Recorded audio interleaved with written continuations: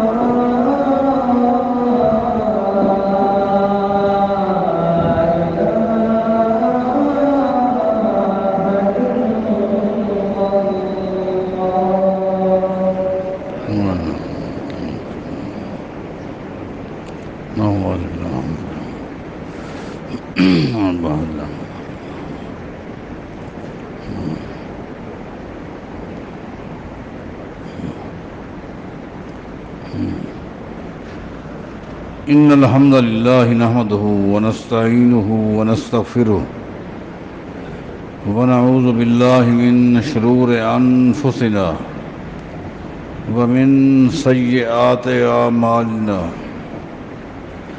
من يهده الله فلا مضل له ومن يضلل فلا هادي له وأشهد أن لا إله إلا الله وحده لا شريك له وأشهد أن محمدًا عبده ورسوله أما بعد فإن خير الحديث كتاب الله وخير الهدي هدي محمد صلى الله عليه وسلم وشر الأمور محدثاتها وكل محدثة بدعة وكل بدعة ضلالة وكل ضلالة في النار أعوذ بالله من الشيطان الرجيم بسم الله الرحمن الرحيم هو الذي أرسل رسوله بالهدى ودين الحق ليظهره على الدين كله وكفى بالله شهيدا۔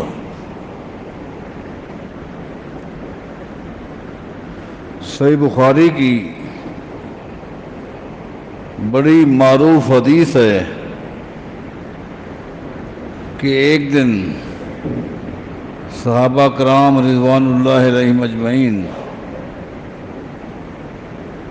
نبی علیہ الصلوۃ والسلام کے ساتھ ایک ویرانہ سے گزرے۔ صحابہ کرام رضوان اللہ علیہم اجمعین کی نگاہ پیلو کے درختوں کے اوپر پڑ گئی، تو پیلو کھانے کے لیے صحابہ کرام درختوں کی طرف رخ کرتے ہیں۔ نبی علیہ الصلوۃ والسلام فرماتے ہیں علیکم بالاسود، علیکم بالاسود، کہ جو پیلو کالے ہوں وہ کھانا، جو کالے پیلو ہوتے ہیں وہ کچھ زیادہ ہی لذیذ ہوتے ہیں۔ راستے میں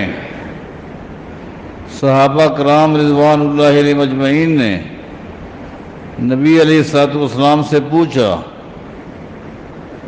آپ کی پیدائش تو مکہ شہر کی ہے، آپ تو مکے میں رہے ہیں،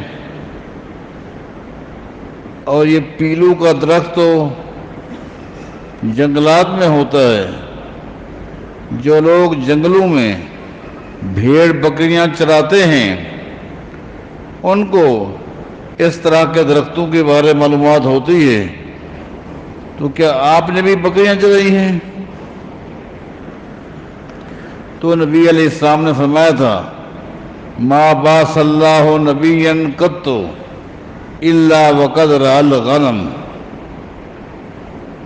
آج تک کوئی ایک نبی بھی ایسا نہیں آیا جس کو نبوت دینے سے پہلے اللہ تعالیٰ نے ان سے بکریاں نہ چروائی ہوں۔ جتنے بھی انبیاء آئے ہیں سارے بکریوں کے چرواہے تھے، نبوت سے پہلے یہ بکریاں چرایا کرتے تھے۔ صحابہ کرام نے پوچھا وَكُنْتَ، تو کیا آپ نے بھی بکریاں چرائی ہیں؟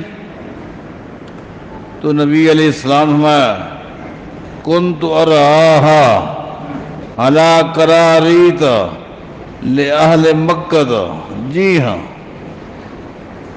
مکہ والوں کی میں بکریاں چراتا رہا ہوں اور اس کی اجرت لیتا تھا۔ صبح کو جن جن کی بکریاں ہوتی، کسی کی ایک ہے، دو ہے، تین ہے، میں صبح کو جمع کرتا اور پورا دن میں جنگل میں بکریاں چرایا کرتا تھا۔ اجرت کا تعین تھا۔ یہ صحیح بخاری کی حدیث ہے۔ اب سوال یہ ہے نبوت سے پہلے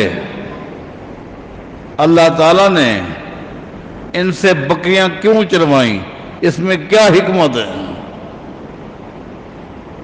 کوئی حکمت تو ہوگی، اس حکمت کو سب سے بہتر تو حکیم جانتا ہے، اللہ ہی جانتا ہے۔ ظاہراً یوں لگتا ہے بکری کے اندر کچھ ایسی عادتیں ہیں جو عادتیں انسان میں پائی جاتی ہیں، کچھ ایسی عادتیں ہیں جو بکری میں ہیں اور وہی عادتیں ایک انسان میں ہیں۔ مثلا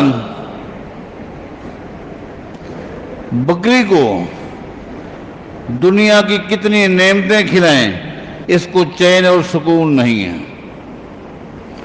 اگر آپ اس کے آگے ہر چیز رکھ دیں، خوب کھلائیں پلائیں، رسی نکال دیں، زنجیر نکال دیں، اس سے کہیں دیکھ یہ ساری چیزیں اور تیرے پاس موجود ہیں، جو چاہے کھانا اور یہیں بیٹھے رہنا، یہ ہو نہیں سکتا۔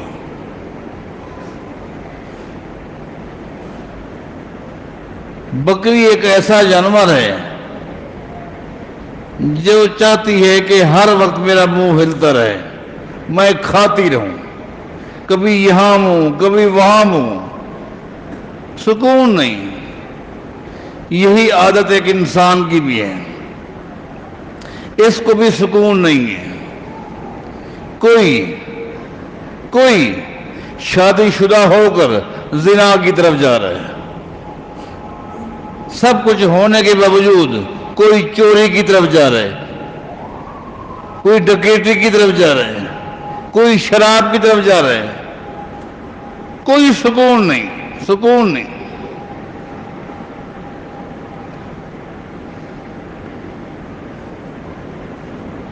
اور بکری جو ہے یہ بھی ایسے ہے، اس کو نکالیں کبھی کسی کے کھیت میں کبھی کسی کے کھیت میں، چین نہیں ہے۔ اور جانور بھی اتنا کمزور ہے، بکری شریر بھی ہے، حد درجہ شرارتی ہے، سکون نہیں ہے، چین نہیں ہے، اور کمزور اتنا ہے اس کو ایک ہی پتھر لگ جائے بس کام ہو جاتا ہے۔ صحیح معنی ایک ہی لکڑی لگ جائے یہ گر جاتی ہے، کمزور ہے۔ اب چرواہا اگر اس کو مارتا ہے تو یہ جان سے جاتی ہے، نہیں مارتا تو کھیت برباد کرتی ہے۔ بڑی حکمت کے ساتھ بکریوں کو چروانا ہوتا ہے، صبر بھی کرنا ہوتا ہے، برداشت بھی کرنا ہوتا ہے، کنٹرول بھی کرنا ہوتا ہے۔ اس کے بعد اللہ تعالیٰ نبوت دے کر انسان کی گلہ بانی کراتا ہے کہ دیکھیں یہ بھی بکری کی طرح ہے، لیکن ان کو بھی تباہ نہیں کرنا،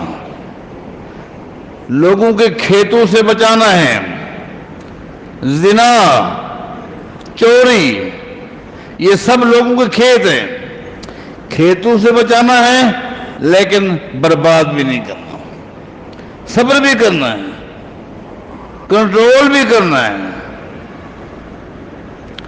ایک نبی کے اندر صبر تحمل آ جاتا ہے جب وہ بکریوں کی گلہبانی کرتا ہے، اس قدر صبر آ جاتا ہے، اس قدر صبر کہ جب نبوت ملتی ہے قوم نے کس نبی کے ساتھ ظلم نہیں کیا، لیکن نبی نے کس طرح صبر کیا ہے۔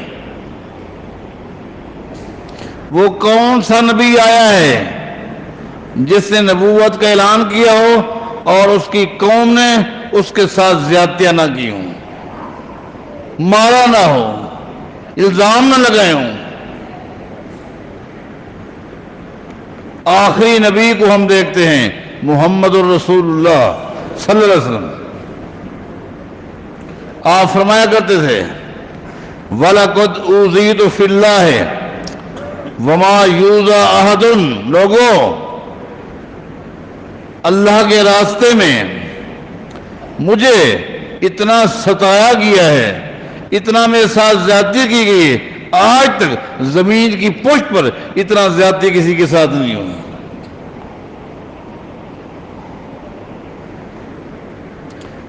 انتہا کر دی، سید عائشہ رضی اللہ تعالیٰ عنہا نے پوچھا تھا، اے اللہ کے رسول صلی اللہ علیہ وسلم، هل اتى عليك يوم كان اشد عليك من احد؟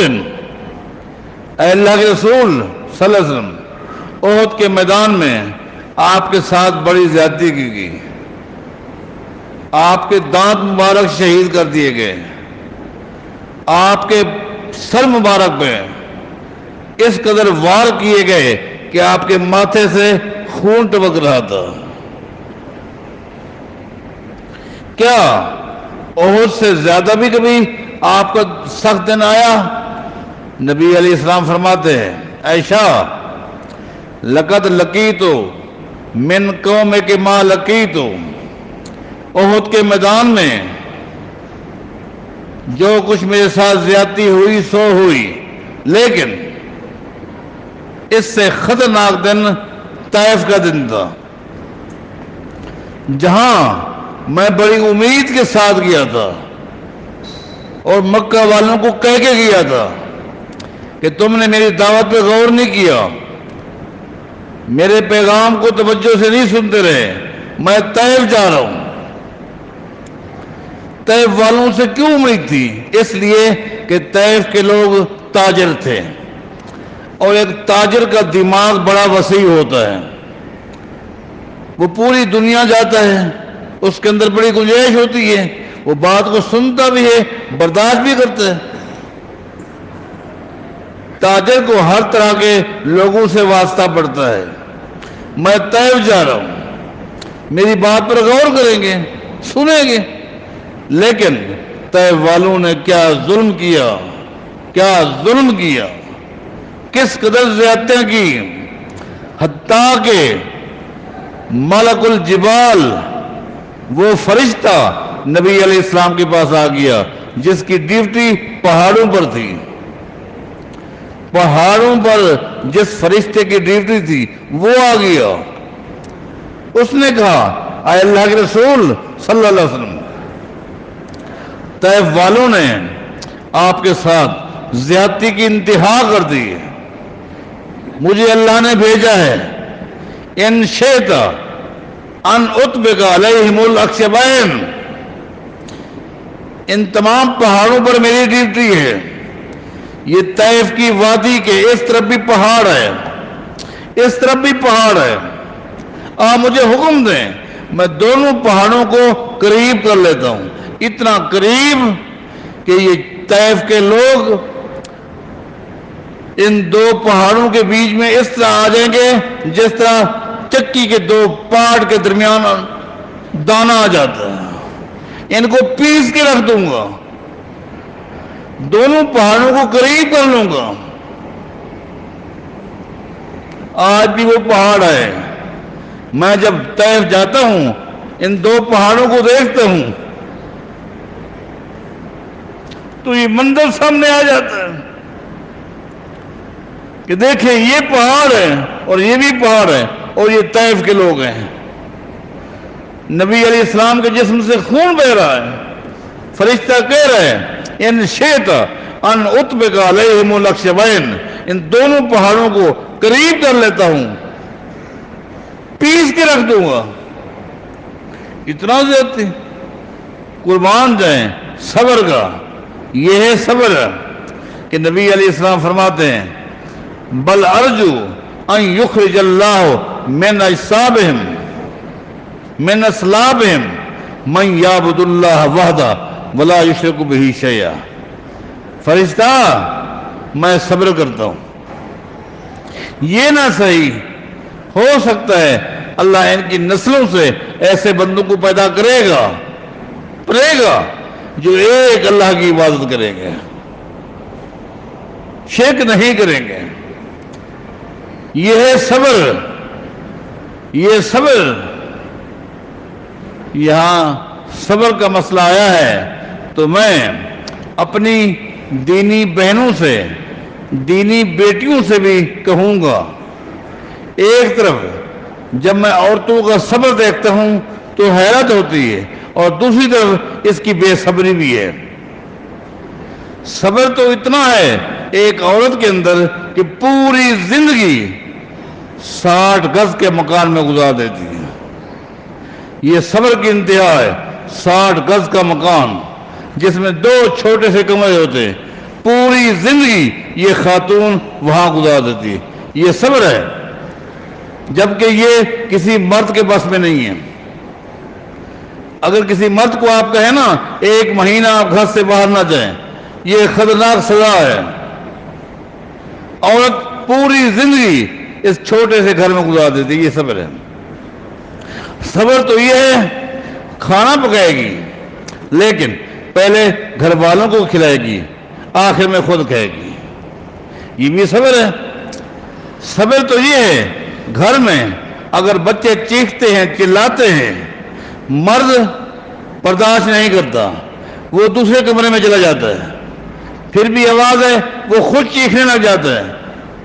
کیا کوئی سکون کی جگہ ہے؟ ان کو خاموش کرو. لیکن والدہ ان بچوں کو، رونے والے بچوں کو، پیشاب کرنے والے بچوں کو سینے کے ساتھ لگا لیتی ہے. یہ تو ہے صبر.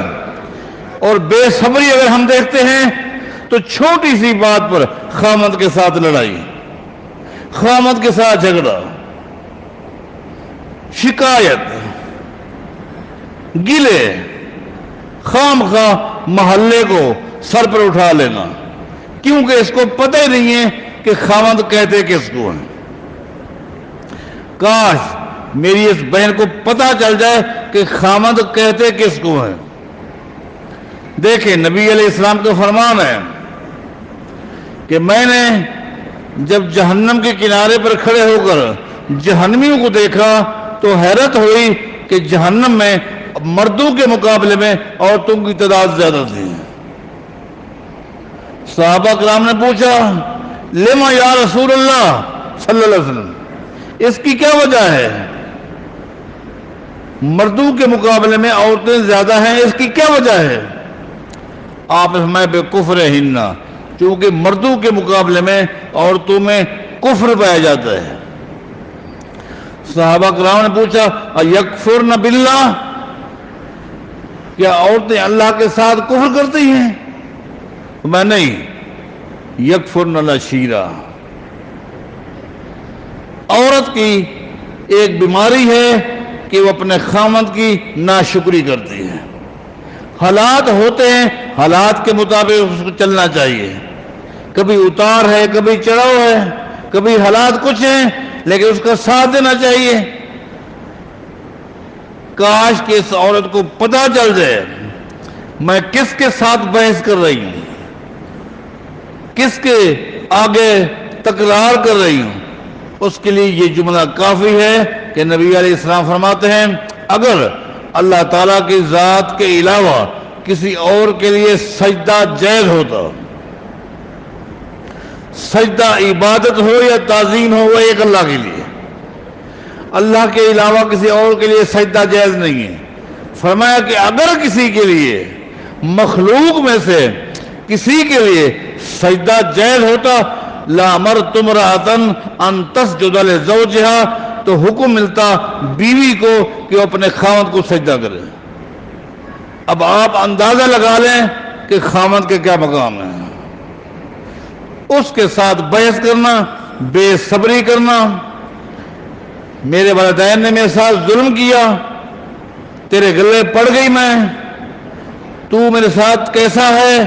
خام خواہ سمجھے کہ دن گزارنے ہیں، وہ تیرا سربراہ ہے، وہ تیرے سر کا تاج ہے. تو میں عرض کر رہا تھا انبیاء بکریاں چرا کر صبر کرتے ہیں، پھر ان کو نبوت ملتی ہے، پھر لوگوں کی گلابانی کرتے ہیں. ایک حکمت تو یہ ہے، ایک حکمت یہ بھی ہے بکریاں بڑے لوگ پالتے ہیں لیکن چراتے نہیں ہیں. ایم پی اے کے گھر بھی آپ کو بکریاں مل جائیں گی، ایم این اے کے گھر بھی بکریاں مل جائیں گی، وڈیرے کے گھر میں بھی آپ کو بکریاں ملیں گی، لیکن چراتے غریب لوگ ہیں، چھوٹے لوگ ہیں، بڑے لوگ بکریاں چراتے نہیں ہیں. بکریاں چرانا بڑے لوگ کیوں نہیں چراتے؟ وہ اپنے لیے ایک معیوب سمجھتے ہیں. بکریاں چرانے سے بندے میں عاجزی آتی ہے، انکساری آ جاتی ہے، تواضع آ جاتی ہے۔ نبی بکریاں چراتا ہے تاکہ اس میں تواضع آ جائے، عاجزی آ جائے، انکساری آ جائے، تکبر نہ آئے۔ بڑے لوگ چونکہ متکبر ہوتے ہیں وہ بکریاں چراتے نہیں ہیں، پالتے ہیں، چرائیں کہ نہیں؟ چراتے کون ہیں؟ جو چھوٹے لوگ ہوتے ہیں، جن میں عاجزی ہوتی ہے، انکساری ہوتی ہے۔ اب آپ حیران ہوں، انبیاء بکریاں چرا رہے ہیں تاکہ عاجزی آ جائے، عاجزی آ جائے، انکساری آ جائے، تکبر نہ آئے۔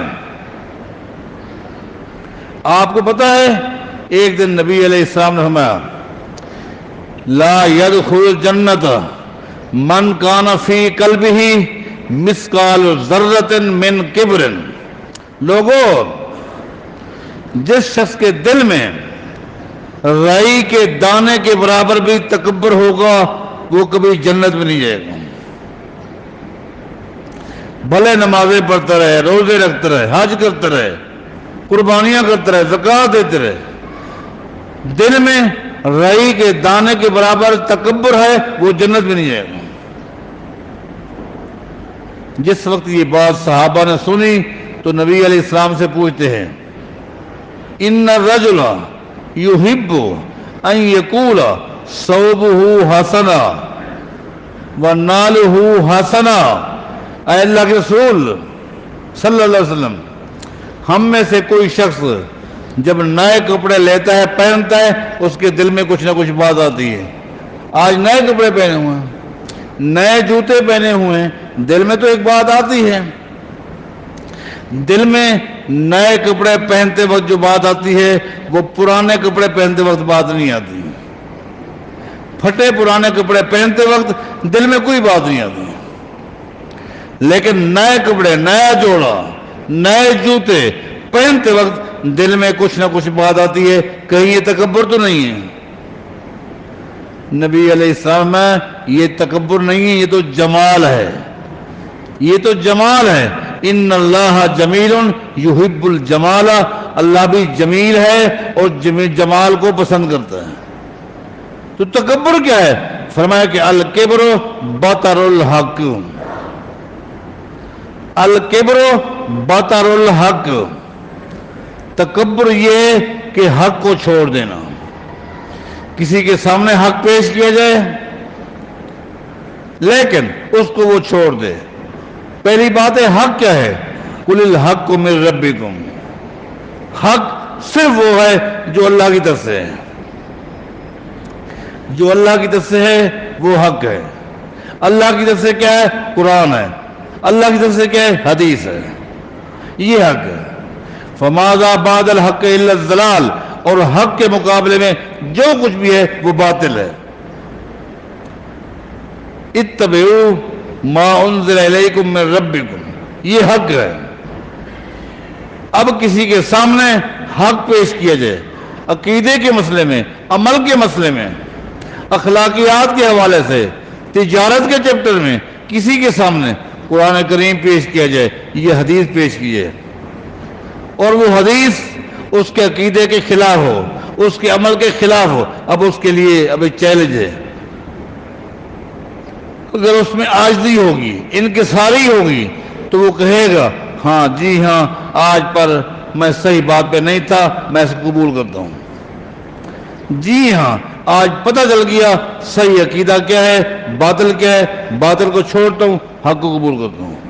آج پتہ چل گیا عمل صحیح کون سا ہے، لیکن اگر اس میں ہوگا تکبر تو کہے گا اس کا مطلب یہ ہے کہ مجھے پہلے اقرار کرنا پڑے گا آج تک میں باطل پہ تھا، میرا باپ دادا غلط تھے، ان کو غلط کہنا پڑے گا، ہماری برادری، ہمارے معاملات غلط تھے، تو اس کا مطلب یہ اگر اس کو میں اس حدیث کو لیتا ہوں تو اس کا مطلب یہ آج سے پہلے جو میں نے حج کیے، عمرے کیے، وہ ختم ہے۔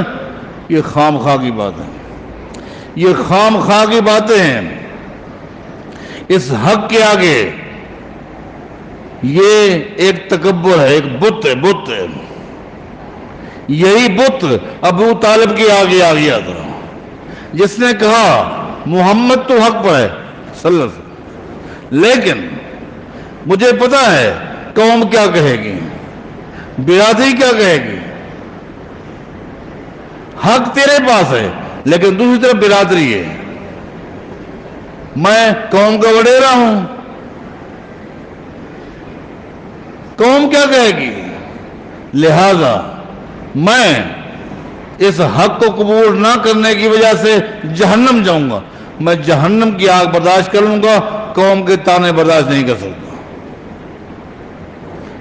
یہ تکبر، الکبر بطر الحق وغمت الناس، حق کو چھوڑ دینا یہ تکبر ہے۔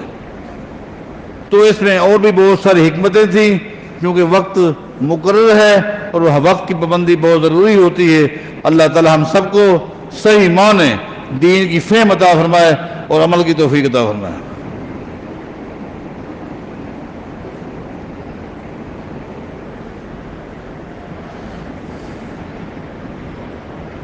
ان الحمد للہ نحمدہ ونستعینہ ونستغفرہ ونعوذ باللہ من شرور انفسنا وسیئات اعمالنا، من یہدہ اللہ فلا مضل لہ ومن یضلل فلا ہادی لہ، واشہد ان لا الہ الا اللہ وحدہ لا شریک لہ، واشہد ان محمدا عبدہ ورسولہ، اما بعد فإن خیر الحدیث کتاب اللہ وخیر الہدی ہدی محمد صلی اللہ علیہ وسلم، وشر الامور محدثاتها وکل محدثۃ بدعہ وکل بدعۃ ضلالہ وکل ضلالۃ فی النار۔ اے اللہ، ہمارے جتنے دینی بھائی، جتنی دینی بہنیں جو بھی صحیح عقیدے پر، ایمان پر فوت ہو گئے ہیں، اے اللہ تو ان سے راضی ہو جاؤ، ان کی بخشش فرما دیں۔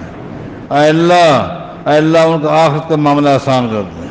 جو بیمار ہیں ان کو صحت عطا فرما، جو پریشان حال ہیں ان کی پریشانیاں دور فرما دیں۔ اے اللہ، عالمی سطح پر آج پوری دنیا کا کفر اسلام، اہل اسلام کو مٹانے کے لیے متحد ہو چکا ہے۔ اے اللہ، یہ کون ہوتے ہیں یہودی، مٹھی بھر یہودی، انبیاء کی سرزمین کے اوپر اس طرح حملہ کرنے والے؟ در حقیقت یہ یہود و نصارہ کے سیدھی بات ہے، یہ اسرائیل جو ہے یہ کیا ہے؟ یہ ان کا پالتو کتا ہے، جس پہ چاہتے ہیں چھوڑ دیتے ہیں۔ پوری دنیا کو متحد ہو چکا ہے۔ اے اللہ، اس کفر کے مقابلے میں اہل اسلام کو بھی اتحاد نصیب فرما۔ اے اللہ، ہمیں اتحاد نصیب فرما۔ اے اللہ، مسلمانوں پہ رحم فرما، مسلمانوں کے لیے آسانیاں فرما دے۔ مجھے بڑی خوشی ہوئی ہے، ایک عرصے کے بعد جمعہ کے خطبے کے حوالے سے حاضری ہوئی۔ الحمدللہ مسجد فل ہے، لیکن جس وقت خطبہ شروع ہوا اس وقت تعداد کم تھی۔ آپ وقت سے پہلے آنے کی کوشش کریں، اس لیے کہ جو ایک فضیلت ہے، ایک ثواب ہے، اس کو آپ حاصل کریں۔ جب خطیب آ جاتا ہے فرشتے رجسٹر بند کر دیتے ہیں۔ پھر ایک حاضری ہے جس کو ہمارے ہاں کہتے ہیں خانہ پوری۔ خانہ پوری تو ہو گئی، وہ جو اجر و ثواب تھا اس سے آپ محروم ہو گئے۔ لہذا خطیب کے منبر پہ بیٹھنے سے پہلے آپ تمام بھائی، تمام بہنیں اپنی حاضری کو لازمی قرار دیں۔ اللہ توفیق عطا فرمائے۔ سبحان ربک رب العزت عما یصفون وسلام علی المرسلین والحمد للہ رب العالمین۔